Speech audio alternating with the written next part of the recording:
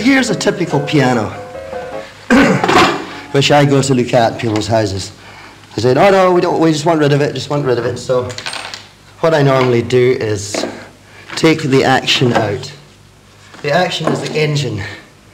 This is the one which carries all the mechanism. Now let's lift it out, unscrew there, take these little snibs out, pull back, and there we are, right? So that's the action out. This is what you call the pin block. Now all the pins which hold the wires for tuning, wires are coiled around these tuning pins. These are sunk into laminated wood. Right, imagine these pins are icebergs in the sea. There's 1/3 sticking out, which is squared off to allow the tuning hammer to cover. And the pin block is laminated wood. It's in sections, and it's about, what, 3 inches thick. So the pins are sunk deeply into this. Okay, now here we have middle C. Right, the 3 strings to this note. Now they should be perfect. So if I put the tuning hammer on to the left-hand string, I can test it for tightness. That's okay. Now, so this pin is actually taking a strain of 150 pounds.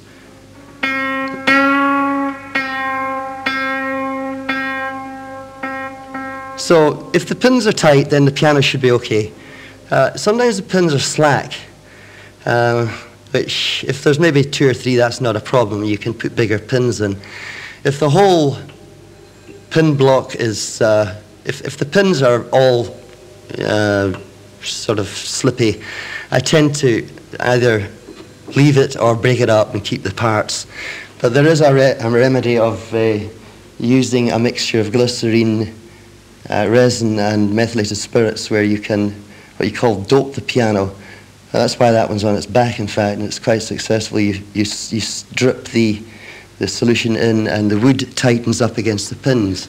And of course, rust. I mean, I used to have a piano, or Bama had a piano that was, the keys were rusty. Is that? The wires were. The wires and the keys. Yeah, well, this is what happens. You see, a lot of tuners don't like tackling these old pianos because what happens is you put the hammer on and tighten, and the string snaps. Now, the reason for that is because the piano hasn't been tuned for years, and rust gathers around the hitch pins here. Also gathers around the coil.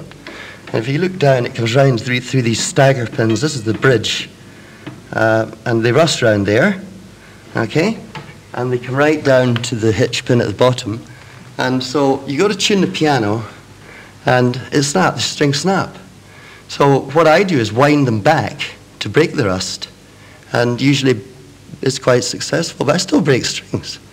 However, that's not a problem because I've kept strings. I've got strings. The wire ones are easy. The covered ones, well, I've got to send away for them to the piano factory down in Dartford. But these pianos, they're fine. I mean, they were mass-produced. There were 75,000 pianos built in Britain up until the First World War. And then the war came, and it was difficult to get steel and materials, particularly the cast iron. And during the Second World War, they got these old pianos which were lying around people's houses, millions of them. The piano factories would take them back to their workshops and restring them and recase them, because this was a very valuable piece, this iron plate. And some of the older pianos didn't have an iron plate. It was held together with wood of very, very strong timber and glue. And I've tuned many wooden frame pianos, but they tend to slip. They can't take the strain for too long a time, whereas the iron plate will hold them in tune.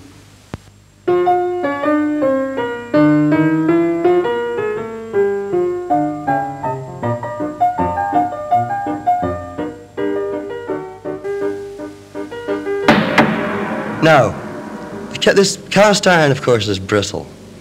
If the cast iron should crack, forget it. Forget it altogether. Even in the best pianos, if the cast iron frame goes, that's it, finished. There is a form of arc welding, but it's too complicated. But a piano like this, it wouldn't even be worthwhile considering taking all the strings off, restringing and welding the plate. It just wouldn't be worthwhile. It would be worthwhile perhaps on something like that, on the player. However, I sell these for a couple of £100, which is a bargain. And they're good beginners' pianos, good pianos for learners. This is a wee bit sad. You see, somebody thought they'd be clever to help me. They would clean the keys, so they took all the keys out and threw them in a pail of water. All the keys came off. And I've tried gluing them, but at the end of the day, I think I should just sell this off for 50, 60 quid or something. Somebody would love this, you know.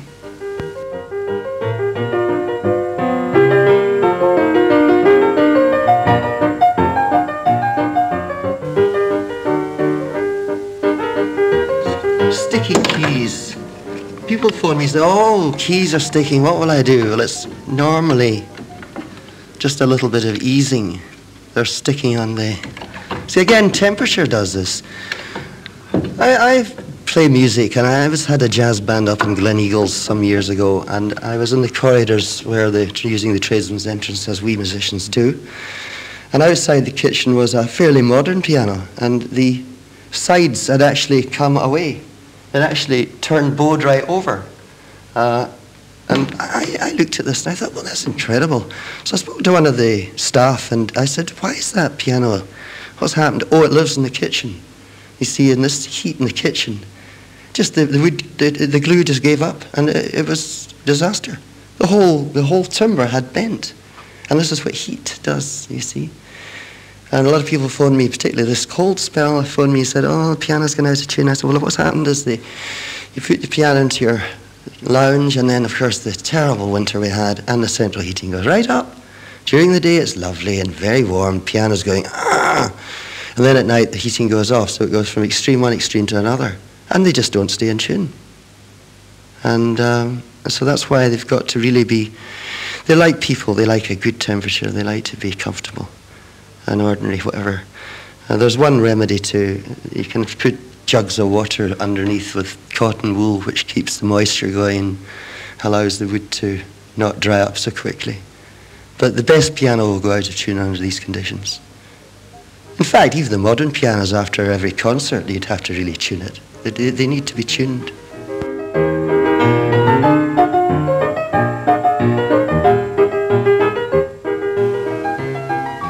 Most people, I'm an engineer. I'm a trained marine engineer, and I'm mechanically minded. Tuning is another thing. You see, I read books on tuning. I couldn't quite work this one out. When you tune a piano, you're compromising the skill. You're making the piano sound as best as you can with what you've got. You've got the 12 notes to the scale, starting from middle C, C sharp, D, D sharp, or E flat. So you have 12 notes on the scale. And I read this about this tempered scale, and it suddenly occurred to me what I was trying to do, that you hide a semitone over the 12 notes equally, which is difficult. It's all done with square roots, but tuners, the way we hear it, are with beats. There's so many beats to the second. And the tuning in thirds, there's the descending third, and the beats slow down as you go down. It's a very complicated subject. I couldn't cover it in this short space of time, but that's basically what it is. It's a compromise. See, when Bach was frustrated, these musicians, they were trying to be more adventurous with their music, and they were playing the Ds and the E's and the G's and the whatever. So let's jump to E flat, and of course they move up to E flat or B flat, and this piano sounded dreadful because it just wasn't right. And so Bach, is attributed to him, although I believe somebody 50 years earlier thought it through, that you, in fact, you temper the scale, and you actually put the piano out of tune. But it's out of tune, really. But as long as it sounds acceptable to the human ear, then it's in tune.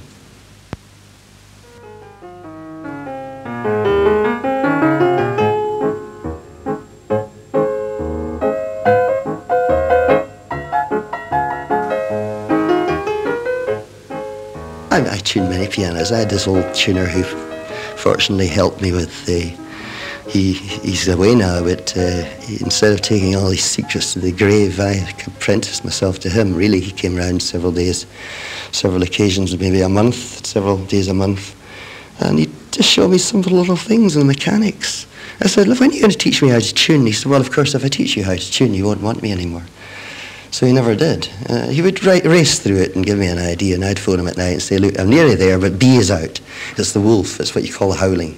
Everything appears to be fine till you get to the last note, and you play the chord, and it's wild.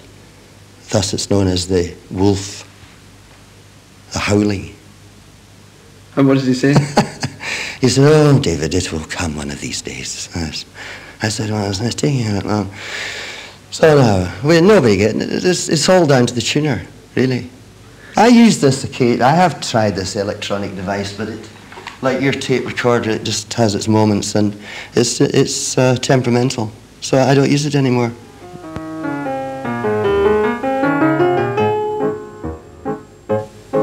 Often people say to me, oh, the piano, there's something wrong with the pedal.